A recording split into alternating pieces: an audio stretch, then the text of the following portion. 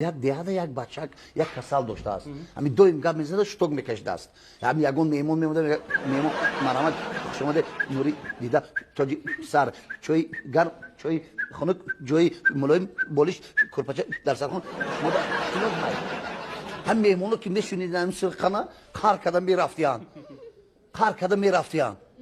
تمام همون بچهای دیها جمع شدیان گفتن این خیلی نمیشود کدوم میمونی میبیا از همین منطقه ما خفه شده میرود و تو رفته معالجه کرده بیا مبلغ بسیار جمع کردن گفتن رو از این میکروخیروگی هستی یعنی آدم ها بیل تمام خودشون ظاهرا ایواز کردهشون لوشون گوششون بینیشون کالتا کردهشون گوششون در روز مایده کرده تو هم رفته زبان تاسوس کرده بیا پول بسیار میتیان روز میگیره میره نزد دکتر میدرو نزد دکتر میدرو میگه رفیق دکتر مایا کسل دارم وقتی گپ زنده هم خیلی کم کم شتوک میکشم التماس اگر یگون دارو داشته باشه نوشته ماده تی خورده سلامت شده روم مرا بچه‌ها در ده انتظار حتی التماس دکترم خیلی نگاه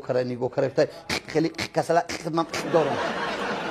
آدم زاد هر خیلی میشود تو خفه نشو خیلی کسل میکرده من دارو مینویسم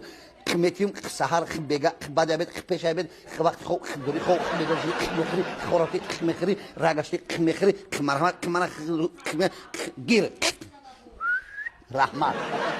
نوشته دکتر که گرفتی گجمیدی یعنی داروخانه نوشته دکتر گرفته است و است رفته است یعنی داروخانه درآمده است داروخانه همین ورقه دراز کرده است کسل خودش مایلو کسل دکترم چسبیده گشته طرف دارو فروش میبخشید من دکتر اما کسل من گذاشت اگر همین دارو داشته باشه بس من تیت خورده رام من بچه انتظار هستن و دارو فروش نگاه کرده خیلی دارو خفه نشم هیچ گپ نداره آدمو هر خیلی میشود دارو از من میگیره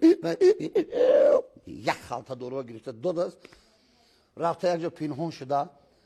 10 روز داروی خورده با امید سلامتی راست طرف دیها پیشواز گرفتیان همه یک جویا کسل در بین گفتیان ای سلامتی و چه سلامتی پیش نغز